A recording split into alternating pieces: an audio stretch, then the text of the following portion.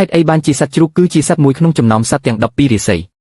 ការពិតនៅពីក្រោយរឿងនេះវាមានរឿងរាវមួយចំនួនដែលយើងមិនដឹងកាលពីសម័យបុរាណមានគ្រួសារតកូលលីវមួយ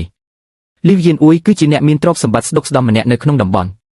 ទោះបីជាលីវយៀនអ៊ុយមានទ្រព្យសម្បត្តិច្រើនយ៉ាងណាក៏ដោយតែបច្ចុប្បន្ននេះគេមានអាយុ50ប្លាយឆ្នាំហើ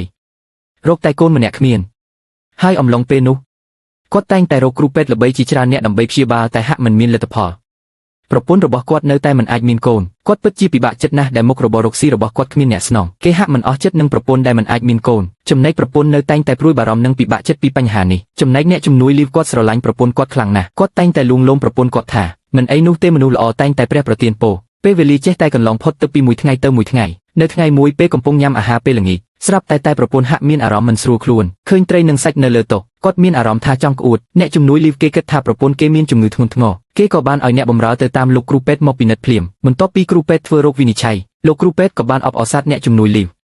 ហើយប្រាប់គាត់ថាប្រពន្ធគាត់មានផ្ទៃពោះហើយទើបមានរោគសញ្ញាក្អួតនឹងឲ្យចឹងឯងនាងមានផ្ទៃពោះហើ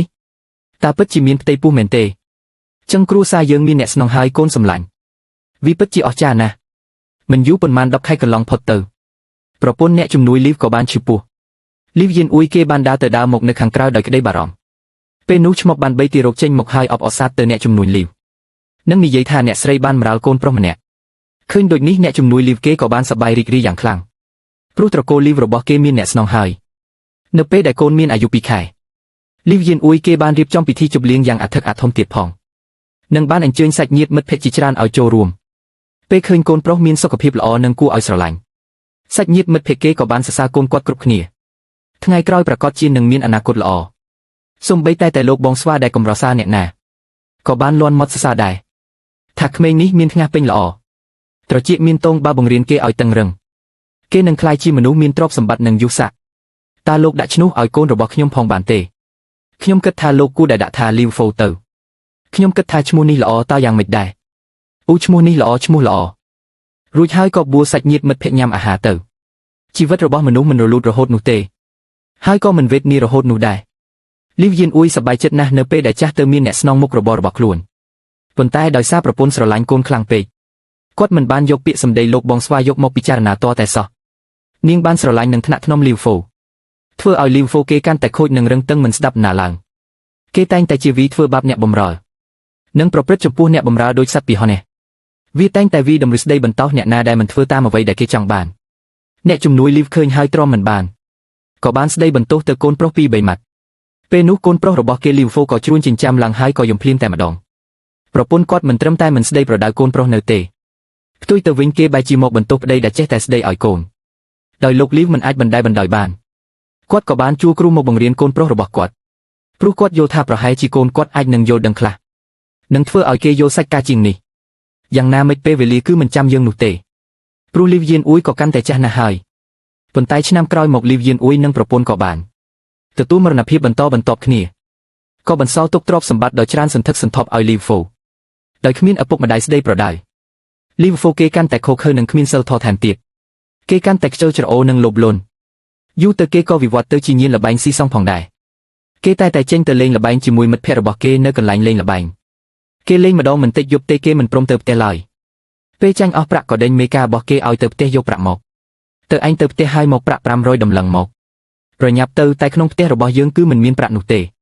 ទើបខ្ញុំមករកអ្នកប្រុសនឹងណាគ្មានប្រាក់ទេតើឯងធ្វើជាមេការបៀបណានឹង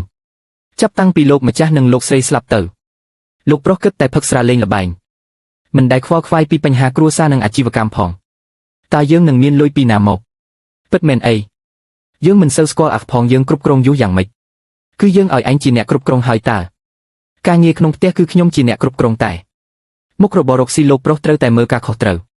ខ្ញុំមិនមើលនោះគេយូរគេតែងតែខ្ជិះខ្ជាយមិនព្រមទៅមើលមុខរបររបស់គ្រួសារស្ទើរតែដួលរលំទៅហើយស្ដាប់ការរៀបរាប់របស់មេការហើយគេនៅតែមិនភ្ញាក់រលឹកគេថាបើនៅផ្ទះគ្មានប្រាក់ទេក៏លក់ដីស្រែទៅទុកធ្វើអីយូរទៅអ្នកបម្រើសូម្បីតែអ្នកបម្រើក្នុងផ្ទះក៏ចាប់ផ្ដើមមានការខកចិត្តចំពោះអ្នកប្រុសលីវហ្វូជាខ្លាំងខ្ញុំថាគ្រួសារនេះមុនក្រោយគង់តែរលីនោះទេពួកយើងគួរតែចាក់ចេញពីទេនេះនៅតាមពិតខ្ញុំក៏ចង់ចាក់ចេញជាយូរណាស់មកហើយគ្រាន់តែនៅអាណិតលោកម្ចាស់និងលោកស្រីតែប៉ុណ្ណោះយើងមិនគួរបន្តនៅជាមួយគាត់ទៀតទេព្រោះគាត់មិនទាំងចេះអាក់ផងនឹងទៅធ្វើជំនួយអ្វីកើត ចូលគ្រូមកបង្រៀនប្រហែល30នាក់ត្រូវគាត់បណ្ដេញចេញទាំងអស់រាល់ថ្ងៃនេះគ្រាន់តែឈ្មោះខ្លួនឯងមិនចេះសេផងនឹងបន្តនៅជាមួយគាត់ទៀតក៏គ្មានអនាគតដែរមិនយូរប៉ុន្មានលីវហ្វូចាញ់ល្បែងគ្មានសល់ហើយក៏ត្រូវបានគេបណ្ដេញចេញពីបនល្បែងពេលមកដល់ផ្ទះភ្លាមគេក៏ហៅមេកាយកប្រាក់មកឲ្យគេមេកាក៏បានប្រាប់ទៅគាត់វិញថាមិនមានទៀតទេដីស្រែ200ហັດតាបានលក់នឹងចាញ់ល្បែងអស់ហើយឥឡូវនោះមិនមានអ្វីដែលត្រូវលក់ទៀតទេបើគ្មានដីសម្រាប់លក់ទេចឹងលក់ផ្ទះនេះទៅចឹងឯងយកប្លង់ផ្ទះយកមកឲ្យយើងប្រញាប់ឡើងត្រឹមតែ2ថ្ងៃកន្លះប៉ុណ្ណោះលីវហ្វូក៏បានយកទ្រព្យសម្បត្តិដែលនៅសល់ទៅលេងល្បែងចាញ់អស់លីវហ្វូក៏គ្មានផ្ទះត្រូវទៅទៀតដែរគេបានក្លាយជាមនុស្សអនាថាហើយទីបំផុតគេក៏បានស្លាប់នៅតាមផ្លូវដោយការអត់ឃ្លានរឿងនេះក៏បានល្បីឮដល់ព្រះអិនពិតជាមានការខកចិត្តជាខ្លាំងដែលខំឲ្យទៅចាប់ជាតិក្នុងគ្រួសារអ្នកមានសង្ឃឹមថាមានអនាគតភ្លឺស្វាងនឹងនឹកស្មានថាត្រូវបញ្ចប់ទៅបែបនេះពេលនោះដែលព្រះអិនបានខឹងសម្បាយ៉ាងខ្លាំងនឹងទង្វើរបស់លីវហ្វូគាត់ក៏បានគិតថាមនុស្សដូចគេនេះជាតិក្រោយមិនអាចឲ្យទៅចាប់ជាតិជាមនុស្សទៀតឡើយដូច្នេះហើយព្រះអិនក៏បញ្ជាឲ្យដាក់ទោសលីវហ្វូឲ្យគេជាតិក្រោយខ្លាយជាសត្វជ្រូកស្ដេចស្វាមកទទួលរាជបញ្ជាឲ្យលីវហ្វូចាប់ជាតិជាសត្វជ្រូកហើយបញ្ជូរវានៅក្នុងរាសីទាំង12ផងទៅសេកស្វាក៏ទទួលរាជបញ្ជាលីវហ្វូព្រះអិនឲ្យឯងចាប់ជាតិជាសត្វជ្រូកហើយក៏ឲ្យឯងមានឈ្មោះក្នុងរាសីទាំង12ផងដែរគឺនៅលេខរៀងក្រោយគេគួរឲ្យភ្ញាក់ផ្អើលយ៉ាងខ្លាំងនៅពេលលីវហ្វូបានចាប់ជាតិជាជ្រូកគេហាក់មិនពិបាកចិត្តអ្វីបន្តិចសោះតែផ្ទុយទៅវិញគេបែរជាមានអារម្មណ៍ថាចាប់ពីពេលនេះទៅគេមានអាហារហូបចុកគ្រប់គ្រាន់ជារៀងរាល់ថ្ងៃនឹងលែងវាបារម្ភថានឹងមិនមានអ្វីហូបទៀតហើយ